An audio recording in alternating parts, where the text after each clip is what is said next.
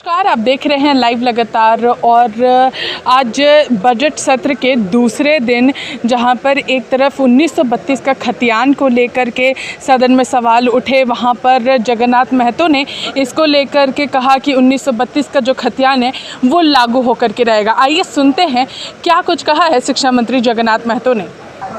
देखिए, ये सरकार काम करने वाला सरकार है और स्पष्ट जवाब है। किसी का सवाल का जवाब नहीं रुकेगा और सवाल का जवाब देंगे और सबको सवाल के जवाबे नहीं, काम पर जवाब देंगे, काम कर दिखाएंगे, काम करके दिखाएंगे। यही हम लोग का जवाब है। अब होना है, सब लोग आगे पहिए पर। हमने पहिया चढ़ा दिया था स्थानीय 1932, अब सबको बोलने लगा।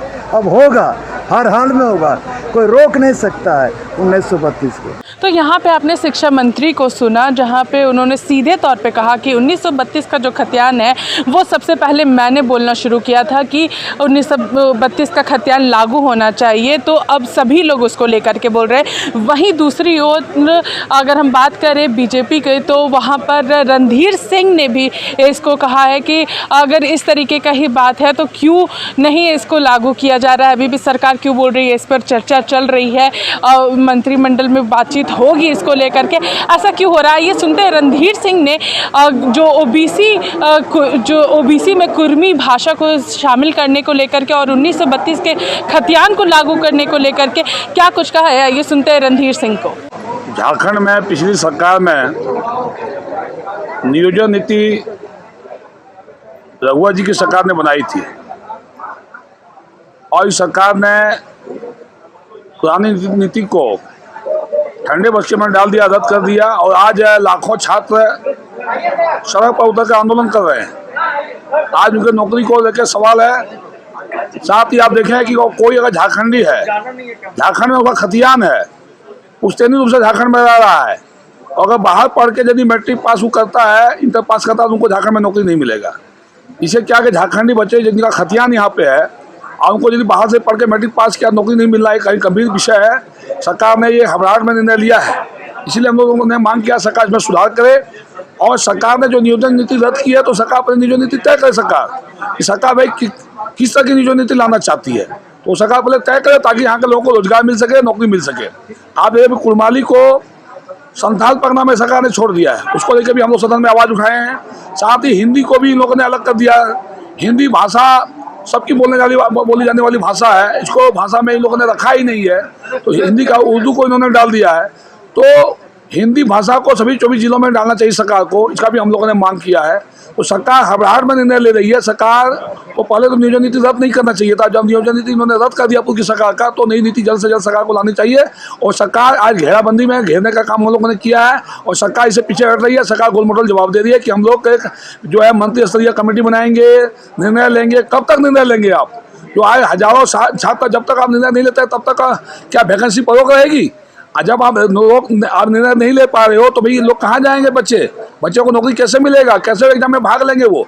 तो ये कहीं ना कहीं ये सरकार जो है झारखंड को एक अंधेरे में डालने का काम कर रही है और हम लोग सदन में इसको घेरने का काम सरकार को करेंगे।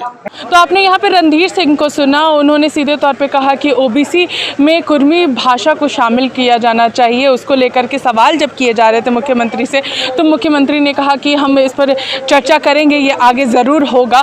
साथ ही साथ अब हम आपको सुनाते हैं अमित मंडल ने क्या कुछ कहा है कुर्मी भाषा को ओबीसी में शामिल करने को लेकर के, और गोड्डा में बिना जाँच किए हुए इसको वहाँ पर लागू नहीं किया जा रहा है, उस पर क्या कुछ कहा अमित मंडल ने। आइए सुनते हैं। होगा कि किस प्रकार से धनबाद और बोकारो में पिछले महीने भाषा को लेकर विवाद हुआ, किस प्रकार सरकार ने बिना किसी के रिकमेंडेशन के वहां अंगिका भोजपुरी जोड़ दिया, फिर हटा दिया। लेकिन गोड्डा में इसके इतर सरकार ने कुर्माली भाषा को जिला स्तरीय नौकरियों के 3rd और 4th ग्रेड एम्प्लॉयमेंट से ही हटा दिया, जिसकी चर्चा किसी ने नहीं की। और जब आज मैंने क्वेश्चन के माध्यम से उत्तर प्राप्त करा तो उसमें आश्चर्यजनक आंकड़ा सामने आया। सरकार ने माना कि जनगणना निर्देशालय के अनुसार 2011 की जनगणना में ये उल्लेखित है कि कुरमाली बोलचाल की भाषा गोड्डा जिला में 37,300 है। मतलब ये 37,300 लोग जो खतियानधारी है, जो मूलवासी हैं, जो पिछड़े हैं, जो गरीब हैं, उनको जिला स्तरीय नौकरियों में सरकार हिस्सेदारी देने से इनकार कर रही है। इसलिए आज मैंने तारांकित प्रश्न के माध्यम से सरकार को जगाने का प्रयास किया कि आपने गलत नीति निर्धारण करते हुए गोड्डा जिले में बिना कोई स्टडी किए हुए, बिना कोई सर्वे किए हुए आपने गलत नीति निर्धारण कर गोड्डा जिले में कुरमाली भाषाभाषी लोगों के साथ सौतेला व्यवहार किया है, महतो समाज के लोगों के साथ सौतेला व्यवहार किया है और आपने साजिश के तहत ये सुनिश्चित किया है कि कैसे जिला स्तरीय तृतीय और चतुर्थ वर्ग की नौकरियों में पिछड़े समाज, महतो समाज के लोगों को वंचित दूर रखा जाए। ये सुनियोजित साजिश के तहत सरकार ने किया है। सरकार को हम लोगों ने दबाने का प्रयास किया, सरकार को हम लोगों ने घुटनों में लाने का प्रयास किया और इसमें हम लोग काफ़ी हद तक सफल भी हुए। सरकार ने यह माना है कि सरकार की तरफ से गलती हुई है और इसका अध्ययन कर जल्द ही सरकार एक सकारात्मक निर्णय लेगी। कुरमाली को गोड्डा जिला स्तरीय तृतीय और चतुर्थ वर्ग की नौकरियों में हम लोग स्थान दिलाएंगे। ये मैं आपके माध्यम से क्षेत्र की जनता को आश्वस्त करता हूँ। आपने यहाँ पर अमित मंडल को सुना कि उनका क्या कुछ कहना है कुर्मी भाषा को ओबीसी में शामिल करने को लेकर के, और गोड्डा के वो विधायक हैं तो वहाँ पर भी इस भाषा का कितना उपयोग होता है उसके बारे में पहले उन्होंने सबसे पहले कहा कि मुख्यमंत्री को जानकारी ले लेनी चाहिए। अब हम लोग सीधे सुनते हैं सुदेश महतो ने क्या कुछ कहा है इस मामले को लेकर के। इस संदर्भ में प्रश्नकाल में, मुख्यमंत्री प्रश्नकाल में हम लोगों ने राज्य के स्थानीय नीति पर मुख्यमंत्री से जवाब चाहा था। मुख्यमंत्री का जवाब टालने वाला, नीतिगत प्रश्न पर, इस राज्य के ज्वलंत विषय पर मुख्यमंत्री का अस्पष्ट जवाब आना, टालने वाला जवाब आना,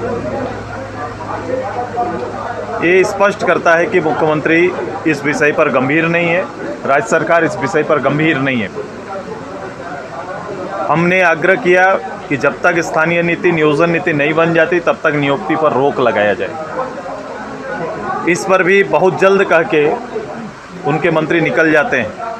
ये दो तरह का उनका बयान नहीं चलेगा। आज के एक अखबार की सुर्खियों में उनके ही मंत्री का बयान आता है कि हम स्थानीय नीति 32 लगाएंगे और मुख्यमंत्री सदन में जवाब देते हैं कि अभी कोर्ट के निर्णय को 2 साल से वो देख रहे हैं।